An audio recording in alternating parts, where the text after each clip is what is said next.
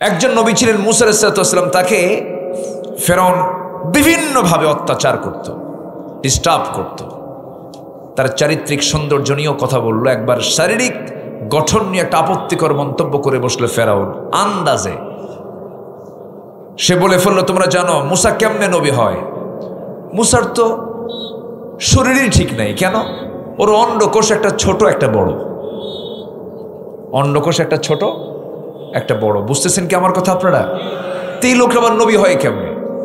এই কথা চলে গেছে মুসার কানে। বলেন তো এই নবী কি ঠিক থাকার কথা? ওনার সে প্রবলেম নাই। আল্লাহকে বলছেন, আল্লাহ যে প্রবলেম আমার নাই সেই প্রবলেম দেখালো ফেরাউন, তুমি আমার তাড়াতাড়ি ব্যবস্থা করে দাও। আল্লাহ বললেন, মুসা চিন্তা করো না, আমি সব ব্যবস্থা করে দেব। উনি গোসল করতে নামলেন, বিকল্প কোনো লুঙ্গি তার কাছে ছিল না। উনি করলেন কি, লুঙ্গিটা যেটা পড়েছিলেন সেটাই খুললেন, খুলে পাথরের উপরে রেখে উনি আড়ালে পানিতে নামলেন, গোসল করলেন। গোসল করে উঠে ওই লুঙ্গিটা হাতে নিবেন, পরিধান করবেন, সতর ডেকে ফেলবেন। এমন সময় আল্লাহ রাব্বুল আলামিন ওই পাথরকে অর্ডার করলেন, পাথর লুঙ্গি নিয়ে দৌড় মার, লুঙ্গি নিয়ে দৌড় মার। কার অর্ডার? দুনিয়ার পাথরের কি কোনো এরকম শক্তি আছে? না। মাটির কোন এরকম হাঁটার শক্তি আছে? কিন্তু আমারে বানাইছে আল্লাহ কি দিয়া? খালাকাল ইনসানা মিন সলসলিন কাল ফাখার। এই মাটির দেহে এই প্রাণ ঢুকায় দিয়েছেন কে? আল্লাহ। সে আল্লাহ রাব্বুল আলামিন যেই পাথরে লুঙ্গি রাখা ছিল ওই পাথরে জীবন দিয়ে দিলেন। পাথরকে বললেন, পাথর মুসার লুঙ্গি নিয়ে দৌড় মার। যখন দৌড় মারা শুরু করলো মুসা আলাইহিস সালাম, লুঙ্গি ধরার জন্য তিনি পাথরের কাছাকাছি যখন চলে গেছেন, পাথরও দৌড়ায়, উনিও দৌড়ান। কিন্তু আল্লাহ পাক তার স্মৃতি থেকে মুছে দিয়েছেন, তিনি যে উলঙ্গ আছেন এটা তার মনেই নাই। বারবার লুঙ্গি চাচ্ছেন কিন্তু লুঙ্গি তো পাচ্ছেন না, বারবার ধমকাচ্ছেন, পাথর থেমে যা, লুঙ্গিটা আমার পড়তে হবে। এরকম করতে করতে পাথর দৌড়াতে দৌড়াতে সেই জায়গায় গিয়ে থেমে গেছে পাথর, যে জায়গায় ফেরাউন তার মন্ত্রী পরিষদ বর্গ নিয়ে মিটিং করতেছিল। মুসাও তার সঙ্গে সঙ্গে গিয়ে ঠিক সেই জায়গায় গিয়ে দাঁড়ালেন। এবার ফেরাউন নিচের দিকে তাকায়, দেখে না সব কিছুই ঠিকঠাক আছে। আল্লাহ বললেন, ফেরাউন রে, তুই আমার মুসাকে আমার মুসাকে তুই একটা অভিযোগ দিবি, কোনো ক্রমেই সম্ভব নয়। আমি মুসাকে তোর চোখের সামনে দেখায় দিলাম আমার মুসার কোনো সমস্যা নাই। জোরে বলি আল্লাহু আকবার। সহিহ রাওয়ায়াত কিন্তু এটা। তেমনি এই 16 বছর তারা চেষ্টা করেছিল আলেমদেরকে বেইজ্জত করার জন্য, উলঙ্গ করার জন্য। আলেমদেরকে উলঙ্গ করতে গিয়ে আল্লাহ ওদেরকে উলঙ্গ করে ছেড়েছেন। ঠিক কিনা? হ্যাঁ। হাইরে, চিন্তা করা যায়। পালানোর জন্য দাড়িও কাটলো, কাটে নাই? দাড়ি কাটে নাই? দাড়ি কাটলো, সাদা দাড়ি। কেমনে যে কাটলো? ও তো নবীর প্রেমে দাড়ি রাখে নাই। দাড়ি কাটলো, মাথার চুল কালো বানালো, পাঞ্জাবি পায়জামা খুলে লুঙ্গি আর গেঞ্জি পরলো, নৌকায় চললো। আইন মন্ত্রীকে কোস্টগার্ড ধরে ফেলে বললো, স্যার চিনছি, থানায় চলেন। আইন মন্ত্রী কয়, আমি একা আসছি এই জায়গায়? আমি তো জামাতের সাথে আসছি। মানে কে আপনার সাথে? কো যে বসে আছে দেখো। কে ওটা? কে ওঠাই দরবেশ। ভালো করে দেখো। সম্মানিত বন্ধুগণ, যুগে যুগে যারাই আসমানি কিতাবের সাথে, আল্লাহওয়ালা ব্যক্তিদের সাথে, আলেমদের সাথে, নবীদের সাথে, আল্লাহর পছন্দের বান্দাদের সাথে যারাই বেয়াদবি করেছে, ইতিহাসের আস্থা করে তারা নিক্ষিপ্ত হয়েছে। এটাই তার বাস্তব প্রমাণ। আল্লাহ পাক আমাদেরকে নখদর্পণে চোখের সামনে তা দেখায় দিলেন। আমি কি ভুল বলেছি? সম্মানিত বন্ধুগণ, আমরা কোরআন নিয়ে থাকবো, আমাদের সম্মান বাড়ায় দিবেন কে? আমরা 3টা কাজ আজকে শিখে যাচ্ছি। নাম্বার 1, আমরা কোরআনকে সুন্দর করে তেলাওয়াত করব, কোরআনকে বুঝবো, শিখবো, জানবো। জানেন, দিন শেষে এই কোরআন আমার পক্ষে একদিন সাক্ষী হয়ে যাবে। আল্লাহু আকবার। এই কোরআন যদি আপনার সাক্ষী দেয় আপনার জন্য জান্নাত নিশ্চিত। এটা বিশাল কি। এই জন্য দল যদি করতে হয় কোরআনের পক্ষের দল করব না বিপক্ষের দল করব? কোরআনের বিপক্ষের দলও আমার দেশে আছে না নাই? আচ্ছা, আল্লাহ রাব্বুল আলামিন বলেন ইন্নাল্লাযীনা ইয়াতলুনা কিতাবাল্লাহি ওয়া আকামুস সালাতা ওয়া আনফাকু মিম্মা রাযাকনাহুম সিররান ওয়া আলানিয়াতান ইয়ারজুনা তিজারাতান লান তাবুর। নিঃসন্দেহে যারা আল্লাহর কালাম তেলাওয়াত করবে, এক নম্বরে যারা আল্লাহর কালামকে সুন্দর করে তেলাওয়াত করবে তাদের কোনো লস নাই।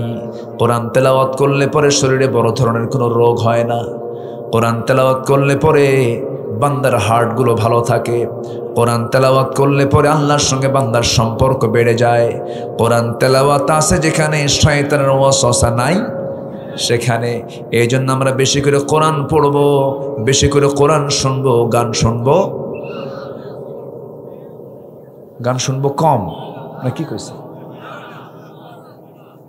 হ্যাঁ, গান শোনা যাবে? এলাকায় কোনো গানের বাজনা হয় নাকি? নাচানাচি হয়? নাচানাচি হয়? তাফসীর মাহফিল কমিটিকে বলে দিলাম, যুব সমাজ তোমাদেরকে বলে যাচ্ছি, তোমরা এই দেশের পট চেঞ্জ করেছ, তোমরা দেশের পরিবর্তন এনেছ, তোমাদের রক্ত ঝরেছে। তোমার চোখের সামনে একজন মা উলঙ্গ করে নাচবে, তোমার বোন উলঙ্গ হয়ে নাচবে, নারীর পর্দার ব্যাঘাত ঘটবে, চরিত্র নষ্ট হবে, সমাজ ধ্বংস হবে। এমন ধ্বংসাত্মক কোনো কাজ আমরা সমাজে বাস্তবায়ন হতে দেব না, দেব না, দেব না। রাজি আছো তোমরা? তোমার গ্রামে কারা নামাজ পড়ে তাদের তালিকা করো, কারা নামাজ পড়ে না তাদেরও তালিকা করো। তাদেরকে গিয়ে তোমরা যারা নামাজ পড়ো তাদেরকে বলো নামাজ পড়েন। গ্রামের যে মহিলা বোরকা ছাড়া বের হয় সেই বাড়িতে চলে যাও, সেই বাড়ির মূল মুরব্বীকে ডাক দিয়ে বলো, আমরা যুবক, আমাদের চোখের সামনে একটা মহিলা যখন পর্দার পরিবেশ ছাড়া বের হয়, আমাদের যৌবন আছে তো, আমাদের গুনাহ হয়। এই গ্রামে থাকতে হলে বোরকা পরে বাড়ি থেকে বের হতে হবে। তা'মুরুনা বিল মা'রুফ ওয়া তানহাউনা আনিল মুনকার মান রাআ মিনকুম মুনকারান ফালইয়ুগাইয়িরহু বিয়াদিহি। কোন অন্যায় প্রতিহত করার জন্য রাসূল বলেছেন আগে হাত দিয়ে তা মোকাবেলা করো। কার কথা? মুহাম্মদ সাল্লাল্লাহু আলাইহি ওয়াসাল্লাম। সম্মানিত ভাইয়েরা, এই তেলাওয়াত আমরা সবাই এই তেলাওয়াতের সঙ্গে সম্পর্ক রাখবো। জোরে বলি ইনশাআল্লাহ। এই কালাম আল্লাহ পাক এত সুন্দর করে নাজিল করেছেন, আমাকে আপনাকে দিয়েছেন। কত বড় যে দয়া তার! এটা কোরআন আছে বলে আজকে আমরা তাকে চিনতে পেরেছি। এর মধ্যে অতিরিক্ত কোনো কথা নাই। আল্লাহ পাক যা বলেছেন বান্দার প্রয়োজনে বলেছেন, একটা ওয়ার্ডও অতিরিক্ত আল্লাহ পাক বলেননি। আল্লাহ পাক বিভিন্ন উদাহরণ দিয়েছেন, যেমন উদাহরণ দিতে নিয়ে মশার কথা বলেছেন, মাকড়সার কথা বলেছেন। কাফেররা কয় তোমার আল্লাহর কাম নাই, কাজ নাই। এই কোরআনের মতো কিতাবের মধ্যে আবার মশার উদাহরণ দেওয়া লাগে? দোষ ধরে ফেলল। কিন্তু আল্লাহ যে উদাহরণ দিয়েছেন অবশ্যই তার মধ্যে শিক্ষা আছে না নাই? আসতে বলবেন না, শিক্ষা আছে না নাই? আছে। আল্লাহ রাব্বুল আলামিন বলেন, ইন্নাল্লাহা লা ইস্তাহি আন ইয়াদরিবা মাসালাম মা বাউদাতান ফামা ফাওকাহা ফাআম্মাল্লাযীনা আমানু ফায়া'লামুনা আন্নাহুল হাক্কু মির রাব্বিহিম وأما الذين كفروا فيقولون ماذا أراد الله بهذا مثلا يضل به كثيرا ويهدي به كثيرا وما يضل به إلا الفاسقين. جربوا الله أكبر. এই যে উপমাগুলো দিয়েছেন, এখানে মশার প্রসঙ্গ টেনেছেন। আল্লাহ বলছেন এটা দিয়া কেউ হেদায়েত পায়, কেউ পথভ্রষ্ট হয়ে যায়। আমার বন্ধুগণ, মশা যদি আমরা দুর্বল মনে করি, কিন্তু মশা তো দুর্বল কোনো প্রাণী নয়। আমি 4টা কারণ তুলে ধরতে চাই। বলুন তো, যে মশা বেশি খায় তার হায়াত কমে না বাড়ে? কই যান, বসে। যে বেশি খায়, যে মশা বেশি খায় তার হায়াত কমে না বাড়ে? কমে যায়। যত রক্ত বেশি খাবি তার হায়াত তত কমে যাবে। এখান থেকে শিক্ষা হলো, বিগত 16 বছরে যারা ক্ষমতার মসনদে ছিল তারা কম খাইছে না বেশি খাইছে? কম খেয়েছে না বেশি খেয়েছে? এজন্য মরছে তাড়াতাড়ি, মরছে তাড়াতাড়ি।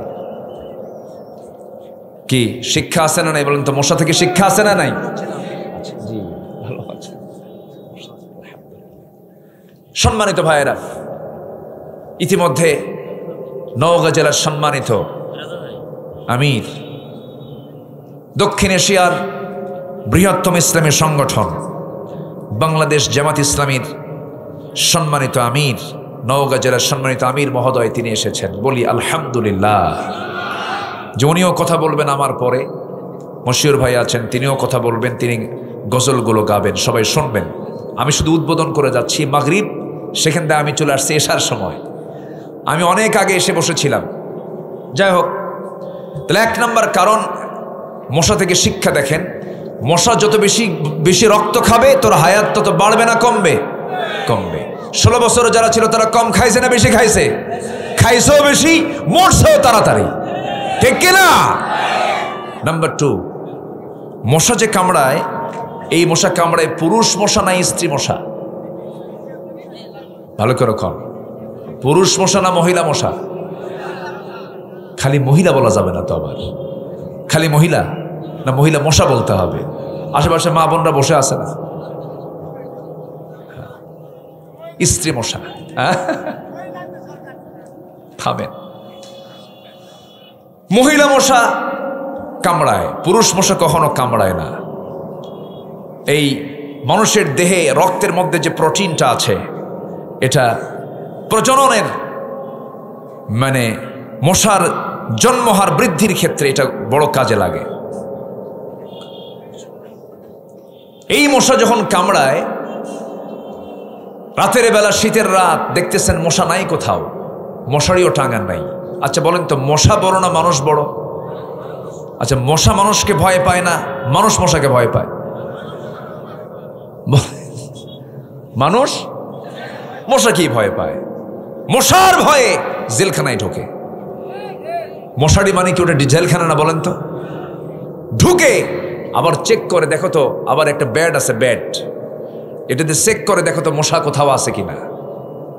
চেক টেক কইরা এরপরে শুয়ে পড়ে। তো শীতের রাত মশা মনে হয় নাই, চতুর্দিকে চেক আপ করে দেখছেন নাই, কিন্তু লাইট অফ করে যখন শুইতে গেছেন, কানের কাছে এসে কিছু মশা সারেগামা পাধানিসা শুরু করে দিস। তাহলে এই যে ও দেখলো, এই যে আপনাকে পরখ করলো, সায়েন্স বলছে 75 ফিট দূর থেকে সে টের পায় ওই জায়গায় একটা সলিমুদ্দি শুয়ে আছে। এই সেন্সর কে দিয়েছেন? আসতে বলবে না, কে দিয়েছেন? আল্লাহ দিয়েছেন। এবং তাই শুধু নয়, এই মশাকে তুচ্ছ ভাবার কোনো কারণ নেই। এই মশা যখন নাকের কাছে এসে, কানের কাছে এসে যখন আওয়াজ করে, আওয়াজ কিন্তু মুখের আওয়াজ নয়, আওয়াজটা হলো যে তার পাখা আছে, 2 পাখা, যে সে নড়ায় ঝাপটায়, এই ঝাপটানোর আওয়াজটা সায়েন্স বলতেছে প্রত্যেকটা মশা প্রতি সেকেন্ডে তার 2টা পাখা, 1 সেকেন্ডে, প্রতি সেকেন্ডে 500 থেকে 600 বার তার পাখা নড়ায় ঝাপটায়। জোরে কোন সুবহানাল্লাহ। আজ পর্যন্ত দুনিয়াতে এত দ্রুতগামী কোনো যানবাহন আবিষ্কার হয় নাই যা মশার পাখার চাইতে বেশি নড়ে, আবিষ্কার হয়নি। আমার বন্ধুগণ, মশা নিয়ে হাসাহাসি করার কিছু নাই। মশা সম্পর্কে আরেকটা বিষয় সবার জানা আছে। এই দুনিয়াতে একজন বেয়াদব কাফের যে আল্লাহকে মারতে গিয়েছিল, আল্লাহ পাক তাকে মশার কামড় দিয়ে মেরে ফেলে দিয়েছেন। তার নাম কি বলেন? তার নাম কি? নমরুদ। আল্লাহ রাব্বুল আলামিন মাকড়সার উদাহরণ দিয়েছেন। মাকড়সার নামে আল্লাহ পাক একটা সূরা নাজিল করে দিয়েছেন। আল্লাহ রাব্বুল আলামিন মাকড়সার নামে একটা সূরা পর্যন্ত নাজিল করেছেন। সেই সূরার নাম হলো সূরাতুল আনকাবুত। আনকাবুত মানে হলো মাকড়সা। আল্লাহ একজন কাফেরের অবস্থা সম্পর্কে উদাহরণ দিতে নিয়ে তিনি বলছেন, উদাহরণ মিসাল আরবি হলো মাসাল, মাসালুল্লাযীনা ইত্তাখাযু মিন দুনিল্লাহি আউলিয়া কামাসালিল আনকাবুত اتخذت بيتا وإن أوهن البيوت لبيت العنكبوت لو كانوا يعلمون জোরে বলুন আল্লাহু আকবার। সূরাতুল আনকাবুত আয়াত নাম্বার 41, 41 নম্বর আয়াতে আল্লাহ রাব্বুল আলামিন বলছেন, যারা গার্ডিয়ান হিসাবে, অভিভাবক হিসাবে আল্লাহকে বাদ দিয়ে যারা অন্য কোনো বন্ধুকে বন্ধু বানাবে, আল্লাহ বলছেন তাদের দৃষ্টান্ত হলো মাকড়সার মতো। কার মতো? মাকড়সার মতো। এই মাকড়সার ভিতরে বহু জাত আছে, বিভিন্ন জাতের মাকড়সা আছে, ব্ল্যাক উইডো, রেড ব্যাক, বহু মাকড়সা আছে। এই মাকড়সার মতো কেন বললেন? এই মাকড়সা পুরুষ এবং স্ত্রী তারা যখন দুজন মিলনে লিপ্ত হয়ে যায়, যৌন মিলন যখন তাদের কমপ্লিট হয়ে যায়, ইন্টারকোর্স যখন কমপ্লিট হয়ে গেল, তারা গবেষণা করে দেখেছে ওই স্ত্রী মাকড়সা তাদের ইন্টারকোর্স কমপ্লিট হয়ে যাওয়ার পর সে প্রচণ্ড ক্ষুধা তার মধ্যে প্রচণ্ড ক্ষুধা কাজ করে, ক্ষুধার যন্ত্রণায় সে ছটফট করতে থাকে, শারীরিক তার বিভিন্ন দুর্বলতা দেখা দেয়। ওই স্ত্রী মাকড়সা তার ক্ষুধাকে মিটানোর জন্য শেষ পর্যন্ত সে তার স্বামীকে কামড় মেরে ফেলে দিয়ে সে তার স্বামীর দেহটাকে খেয়ে তার ক্ষুধা নিবারণ করে।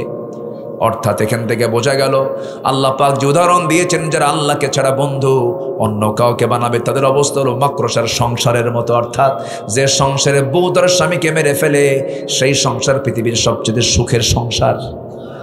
সুখের সংসার আল্লাহ কত আগে উদাহরণ দিয়েছেন, আর সেই উদাহরণের একটা বাস্তব অর্থ আজকে বিজ্ঞান বলে দিচ্ছে। আল্লাহু আকবার বলেন, কামাসালিল আনকাবুত, মাকড়সার মতো। লাউ কানু ইয়ালামুন, যদি তারা এটা জানতো। সম্মানিত ভাইয়েরা, এরকম করে কোরআন বহু তথ্য দিয়েছে।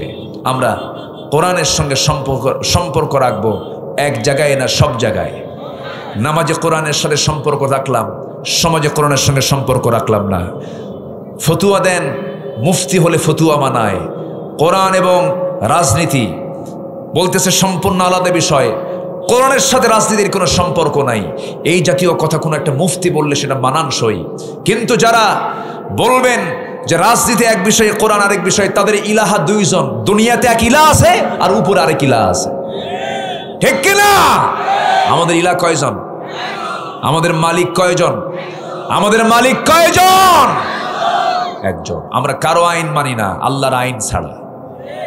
এই 16 বছর যত জুলুম আলেমদের উপরে করা হয়েছে, একটাই কারণ ছিল, আলেমদের কথা, ইসলামী আন্দোলনের কর্মীদের কথা একটাই, জমিন যার হুকুম চলতে হবে তার। শুধু এই অপরাধে আল্লামা সাঈদীর মতো একজন কিংবদন্তি, একজন কি বলবো, একটা সম্পদ এই জাতির জন্য, যা আগামী শত শত বছরেও এই মহামানবের জন্ম মনে হয় আমরা বাংলাদেশে দেখতে পাবো না। সম্মানিত বন্ধুগণ, যিনি এত সাহসী ছিলেন, 2009 সালে আমার জীবনের প্রথম হজ, আল্লামা সাঈদ রাহিমাহুল্লাহর শেষ হজ, মিনা, মুজদালিফা, আরাফা একসঙ্গে একই বছরে হজে ছিলাম। সেই সফরে আল্লামা সাঈদীকে বলা হলো যে হুজুর আপনি দেশে যাবেন না কেন? দেশে গেলে চরম সংকট সৃষ্টি হচ্ছে, মামলা রেডি হয়ে গেছে, আপনাকে গ্রেফতার করে ফেলবে তারা। উনি মুস্কি হাসি মেরে বললেন, সাঈদী পালায়া থাকে না। সুবহানাল্লাহ বলবেন না? সাঈদী পালায়া থাকে না। তোমরা আমাকে আরামে এই দেশে থাকতে বলছো, বাইরে সাঈদী আরামে বাইরে চুপ মেরে বসে থাকবে নিরাপদে। তার দেশের জনগণ, তার কর্মী, আলেম ওলামা মানবতার জীবন যাপন করবে। এই চরিত্র সাঈদীর নয়। সাঈদের দেশে ফিরবে, জেল খাটবে, বাতিল শক্তির কাছে মাথা নত করবে না।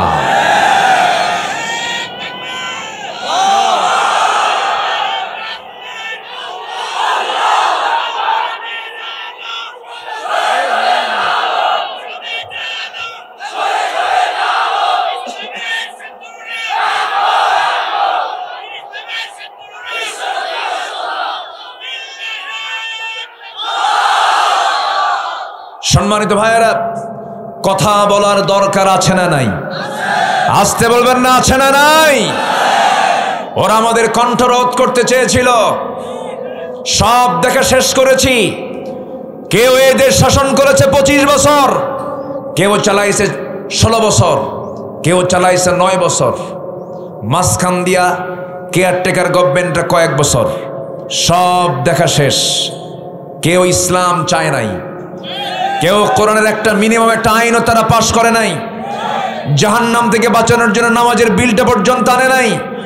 মদের বোতল রেখে দিয়েছে, জেনার লাইসেন্স রেখে দিয়েছে, সুদের কারবার রেখে দিয়েছে, পর্দাহীনতা রেখে দিয়েছে, অশ্লীল সিনেমা রেখে দিয়েছে। সব দেখা শেষ। আগামীর দেশ আমরা দেখতে চাই কোরআনের দেশ।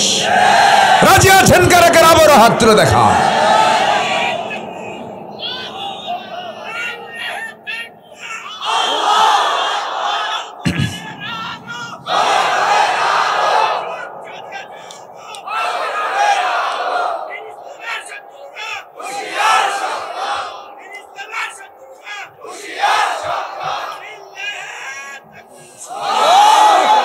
আল্লাহ কবুল করুন, জোরে বলে আমিন, আরো জোরে আমিন। আগে আমাদের মাহফিলে এসে পরামর্শ দিত, হুজুর এই ওয়াজ করবেন, এই ওয়াজ করবেন না, ও নামাজই পড়ে না। ওরা গেল কই? গেছে কোথায়? আল্লামা সাঈদী বলেছিলেন, এমন একটা সময় আসবে পালানোর জন্য একটি ইঁদুরের গর্ত খুঁজে পাবে না। পাইছে? কলার পাতা মনে আছে আপনাদের? মনে আছে? এই বেটা আমার নামেও তালিকা করেছিল, 116 জন আলেমের তালিকার মধ্যে আমার নামও ঢুকেছিল। 2 বছর পার হয়নি, ওর তালিকা নাম উঠে গেছে এখন। ঠিক কিনা? সিলেটবাসীকে ধন্যবাদ। আমি সেদিন সিলেটের মাহফিলে বলেছি, সিলেটবাসীকে ধন্যবাদ, আপনারা খুব পারেন। কেন? জায়গা মতো ধরছেন, একদম বিসি আউট করে দিছে, একদম বদমাইশ। ও প্রাউড করে বলে, আমি নিজে ফাঁসির রায় দিয়েছি। বেয়াদব, মুখে হাসিও নাই তার। যারা হাসে না ওদের বউরা থাকে কেমন বুঝি না আমি কিছু। এটা হাসি তো থাকা দরকার। কি হাসি দরকার আছে না? আচ্ছা, রাসূল তো হাসতেন, মুস্কি হাসি দিয়েছেন সর্বক্ষণ মুহাম্মদ সাল্লাল্লাহু আলাইহি ওয়াসাল্লাম। সম্মানিত ভাইয়েরা, সম্মানিত বন্ধুগণ, আল্লাহর কালামের সঙ্গে আমরা থাকবো। এই কোরআন দিয়ে যারা কথা বলে কি তারাই সঠিক কথা বলে। মান ক্বালা বিহি সাদাকা ওয়া মান হাকামা বিহি আদালা ওয়া মান দাআ ইলাইহি ফাকাদ হুদিয়া ইলা সিরাতিন মুস্তাকিম। কোরআন থেকে যারা কথা বলে তারাই প্রকৃত সত্যবাদী। কোরআন দিয়ে যারা বিচার করে তারাই হলো প্রকৃত বিচারক। কোরআনের দাওয়াত যারা দেয় তারাই হচ্ছে প্রকৃত দায়ী। কোরআন আছে সম্মান আছে, কোরআন নাই সম্মান নাই।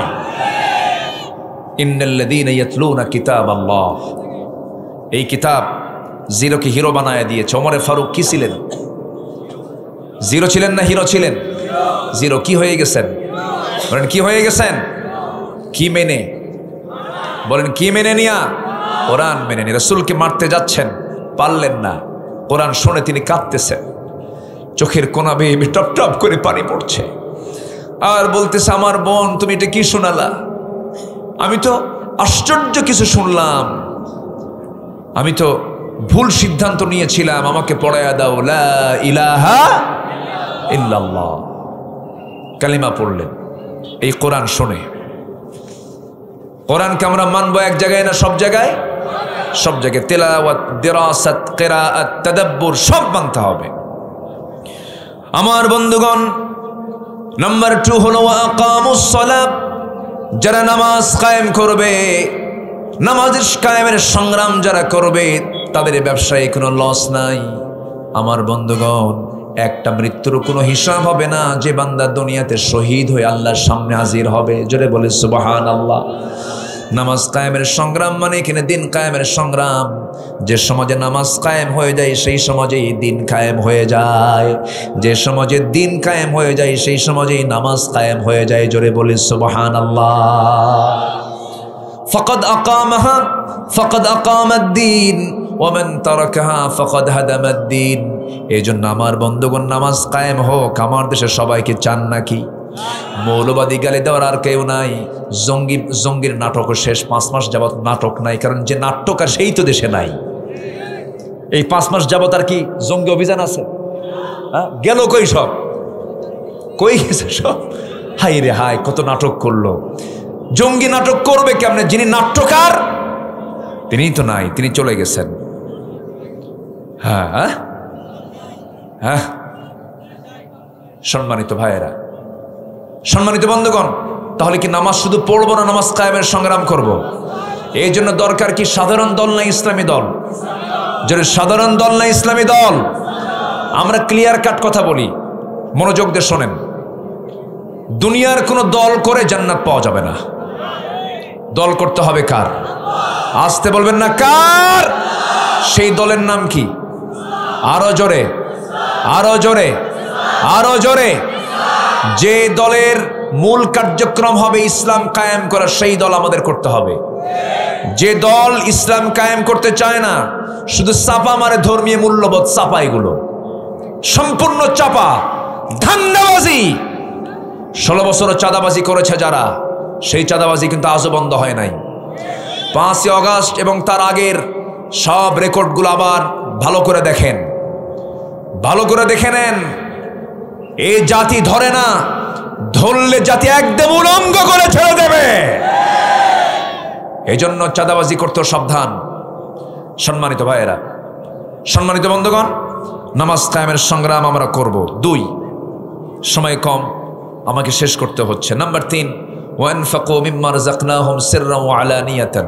এবং যারা খরচ করবে আল্লাহর পথে গোপনে প্রকাশ্যে, গোপনে প্রকাশ্যে যারা খরচ করবে আল্লাহর পথে, ডান হাত দেবে বাম হাত জানবে না, বাম হাত দেবে ডান হাত জানবে না। মা আজিম কয় তলায়? কয় ফুট দূরে? কোন আরশে আজিম আল্লাহ পাক জায়গা দিবেন? এটা কি এই সেই জায়গা? কোনো বিমানে চড়ে যাবেন? আরশে আজিম কই? এর দূরত্ব পৃথিবীর কেউ জানে? কেউ জানে? শুধু এতটুকু বলি, দেখেন আমরা যে অহংকারটা করি, একটু ভালো করে শোনেন। আমরা যেখানে বসে আছি, এখানে কোথায়? এটা কি কোন থানা? বদলগাছি। বদলগাছির উজালপুর, উজালাপুর, এখন আজকের থেকে কি পুর? উজালা। কোরআন দিয়ে উজালা হয়ে গেছে না, আলহামদুলিল্লাহ। তো এই উজালপুরে বসে আছি। দিনের বেলা আমরা সূর্য দেখতে পাই। এই সূর্য যদিও প্লেট, জাস্ট এ প্লেট, কিন্তু প্লেট না। এই পৃথিবীর চাইতে সূর্যটা 13 লক্ষ গুণ বড়। সুবহানাল্লাহ বলবেন না? ওই সূর্যের চাইতে ব্যাটেল জুইস একটা তারকা আছে 33 কোটি গুণ বড়, এক তারকা। গ্যালাক্সি আছে 500 বিলিয়ন গ্যালাক্সি এই মহাশূন্যে আছে। এক একটা গ্যালাক্সির মধ্যে অসংখ্য কোটি কোটি তারকা আছে। ব্যাটেল জুইস, সুপারনোভা, আড্রা। একটা তারকা আছে প্রক্সিমা সেন্ট্রাই, যেটা পৃথিবীর সবচেয়ে নিকটে, কাছাকাছি। তো মানুষ চাঁদে গেছে। মানুষ যদি মনে করে চাঁদ দেখলাম, একটু তারকার দেশে যাব, তারকার দেশে যদি যেতে নেয়, দুনিয়ার কোনো যানবাহনে গেলে হবে না, চেষ্টা করতে পারে সে নভোযানে। তো নভোযান একটা আছে লেটেস্ট, অ্যাপোলো 11, যার ঘন্টার গতি হলো 39,000 কিলোমিটার। 39,000 কিলোমিটার বেগে সেই নভোযানে চড়ে, অ্যাপোলো 11-এ চড়ে যদি কেউ রওনা দিয়ে দেয়, পৃথিবীর সবচেয়ে নিকটবর্তী তারকার দেশে যদি যাওয়ার জন্য চেষ্টা করে, ঘন্টার গতি 39,000 কিলোমিটার। তারা যেতে সময় লেগে যাবে সেই তারকার দেশে 1,15,000 বছর মাত্র। যাবেন কারা কারা? হাত তুলেন এখন দেখি। ওই যে একজন হাত তুলছে, যাবে। কেমনে যাবেন? দুনিয়ার যানবাহন দিয়া। আল্লাহ বলছেন, বান্দা আমি তোকে আরশ আজিমের ছায়ায় জায়গা দেবো। যেরকম সুবহানাল্লাহ। ভালো বিচারপতি হয়, ইমামুন আদিল হ, শাবুন নাশা ফি ইবাদাতিল্লাহ, রাজুলুন কলবুহু মুআল্লাকুম বিল মাসাজিদ। এরকম যোগ্যতা নিয়ে আসো, দান করো, আমি তোমাকে আমার আরশ আজিমে স্পেশাল ফ্লাইটে করে তুলে নিয়ে আরশ আজিমের জায়গা দিয়ে দেব। যারা ভেবেছিলেন আমরা ক্ষমতার মসনদে চিরকাল থাকব, কিন্তু তাদের সেই আশাটা ব্যর্থ করে দিয়েছেন। তিনি আমার কে? আসতে বলবেন না, তিনি আমার কে? আল্লাহ পাক করে দিয়েছেন। আমরা অনেকে মনে মনে ভাবতাম এবং অনেকে বলেই ফেলতেন যে না মরা পর্যন্ত উপায় নাই, ঠিক আছে না, এরকম বলে ফেলতো। কিন্তু না, আল্লাহর কোনো কাজ করতে কি সময় লাগে? আল্লাহ রাব্বুল আলামিন বলেন, ইন্নামা আমরুহু ইযা আরাদা শাইআন আন ইয়াকুলা লাহু কুন ফায়াকুন।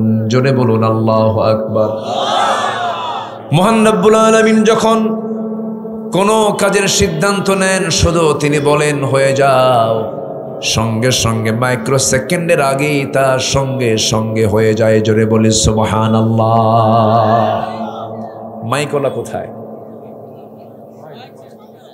দেখা যায় না তো, একটু আওয়াজ সুন্দর করতে হবে। আমার কানেই তো আওয়াজ আসতেছে না ভালো করে, একটু আওয়াজটা বাড়ায় দেন, শ্রোতার কানে কানে আওয়াজগুলো পৌঁছে দেন। তবে মাইক ভালো, অনেক সময় সেটিংয়ের কারণে এরকম হয়। সম্মানিত ভাইয়েরা,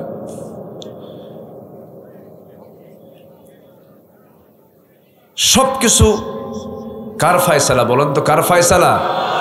আল্লাহর ফয়সালা। এই জন্য বন্ধু কাউকে বানানো যাবে না। ইকো নাই, ইকো টিকো দরকার নেই, ইকো রিভার আলোচনায় দরকার নেই। একদম সিম্পল সুন্দর মানে সাউন্ডটা রাখেন। এই জন্য আমার বন্ধু কাউকে বানানোর দরকার না। আমার বন্ধু মূলত কয়জন? তিনি আমার কে? আসতে বলবেন না, তিনি আমার কে? আল্লাহ রাব্বুল আলামিন বলেন, ইন্নামা ওয়ালিয়্যুকুমুল্লাহু ওয়া রাসূলুহু ওয়াল্লাযীনা آمنوا الذين يقيمون الصلاة ويؤتون الزكاة وهم راكعون ومن يتول الله ورسوله والذين آمنوا فإن حزب الله هم الغالبون জোরে বলুন আল্লাহু আকবার। ও ইমানদাররা, তোমাদের জীবনে বন্ধু হবে তিনজন। নাম্বার 1, এক নাম্বার হলেন আল্লাহ, নাম্বার 2 হলেন মুহাম্মদ সাল্লাল্লাহু আলাইহি ওয়াসাল্লাম। নাম্বার 3 হলো ওয়াল্লাযীনা আমানু, যারা ঈমানদার। এই তিনজন বন্ধু ছাড়া কাউকে বন্ধু বানানো যাবে না। এই দুনিয়াতে আমি তাকেই বন্ধু বানাবো যে বন্ধু আমার আখিরাতে কাজে লাগবে, আখিরাতে উপকারে আসবে। এমন বন্ধু ছাড়া অন্য কোনো বন্ধু বানালে লস হয়ে যাবে। আজকে দেখেন কি ভরসা করলো, দিল্লি বাঁচাবে, কি ভরসা করছে না? কি বাহাদুরি দেখালো, কিচ্ছু না, কেউ আমাকে বাঁচাবে না। আমাকে বাঁচাবেন তিনি কে? আমাকে বাঁচাবেন তিনি কে? পাওয়ার কার? পাওয়ার কার? আল্লাহ পাকের। সম্মানিত ভাইয়েরা, আমি যেখান থেকে একটু ইচ্ছা পোষণ করছি কথা বলবো, সে সূরাটি হলো সূরাতুল ফাতির। সূরাতুল ফাতির থেকে একটা আয়াতকে সামনে রেখে আমি কিছু সময় আমি কথা বলবো। এতক্ষণে আমার আলোচনা শেষ হয়ে যাওয়ার কথা, পরিবেশ পরিস্থিতির কারণে আমাকে তারা তুলতে একটু বিলম্ব করেছে। সম্মানিত ভাইয়েরা, আমি বারবার বলতেছিলাম যে ইকোটা রাখবেন না, আমি বারবার বলে দিলাম। এরা কি বোঝে না? সাউন্ডটা রিপিট করছে বারবার। আমার দিকে তাকান। এই হ্যাঁ, না মাইক ভালো তো, একটু সেটিংটা তারা একটু প্রবলেম করছে। এমনি সব ঠিক আছে। সম্মানিত ভাইয়েরা, আমরা দুনিয়ার জিন্দেগিতে কোনো কিছু করতে গেলে আমরা যদি শুনি যে জানো এই ব্যবসায় না খুব লাভ, এতে মানুষের আগ্রহ কমে না বাড়ে? বলেন তো, বলেন কমে না বাড়ে? এই কাজটা করলে না এটাতে খুব লাভ, বিজনেসের কথা শুনলে মানুষের কিন্তু আগ্রহ বেড়ে যায়। তো আল্লাহ রাব্বুল আলামিন একটা আয়াতের মধ্যে ব্যবসা শব্দ তুলেই বলছেন 3টা কাজ যদি কেউ করে তার এই ব্যবসায় কোনো লস নাই। জোরে বলি সুবহানাল্লাহ। কয়টা কাজে লস নাই?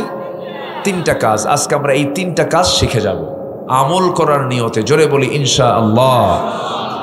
সূরাতুল ফাতির থেকে আমি 29 নম্বর আয়াতকে সামনে রেখে কিছু আমি কথা বলতে চাচ্ছি। এই সূরার নামকরণ হয়েছে প্রথম আয়াত থেকে।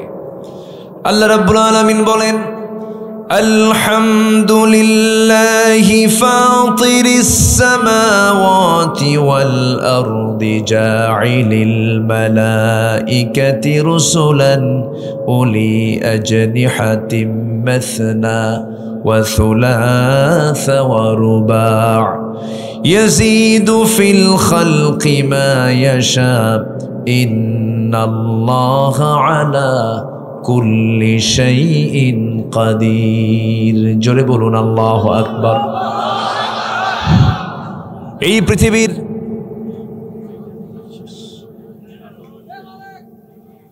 জি কি আসলো এটা?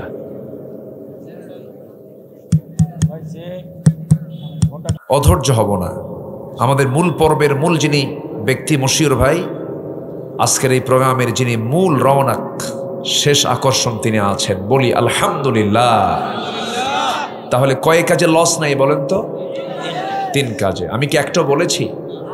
আমি কিসের থেকে বলবো কথাগুলো বলেন তো? কোরআন থেকে। বলেন কিসের থেকে বলেন তো? কোরআন কি কোনো বাজে কথা বলে? আর কোরআন ছাড়া যারা কথা বলে, বলেন বলেন বলেন, এই 16 বছর যত কথা আমরা শুনছি, যারা দেশ চালিয়েছেন, কথার মধ্যে কোনো কোরআনের কথা ছিল? হ্যাঁ, কোরআন দিয়ে না কোরআন ছাড়া? খালি বলতো খেলা হবে, ঠিক আছে না? কিন্তু ফেরেশতারা নাই আর। এখন ওরা ফেরেশতা হয়ে গেছে, কারণ ফেরেশতাও চোখে দেখা যায় না, এদেরও চোখে দেখা যায় না। কত যে জ্বালাইছে আমাদের এই মঞ্চে, কত ডিস্টার্ব। দেখেন আজকে কেউ নাই, মঞ্চ ভরে যেত, মাইক টেনে নিত, মামলা দিত, কত ডিস্টার্ব করত। এই নওগাঁ, বদলগাছি, জয়পুরহাট অঞ্চলে মাহফিলের উপরে কি জুলুমগুলো করেছে, কমিটির উপরে মামলা দিয়েছে। আজকে তারা কোথায়? যারা কোরআনকে অচল করতে চেয়েছিল তারা অচল হয়ে গেছে। আজকে তারা অচল হয়ে গেছে। ওরা চেয়েছিল আলেমদেরকে উলঙ্গ করতে, কিন্তু উলঙ্গ করতে নিয়ে ওরাই উলঙ্গ হয়ে গেছে। একজন নবীর কথা মনে হলো, খুব রাগী নবী। বলেন তো কে হতে পারে?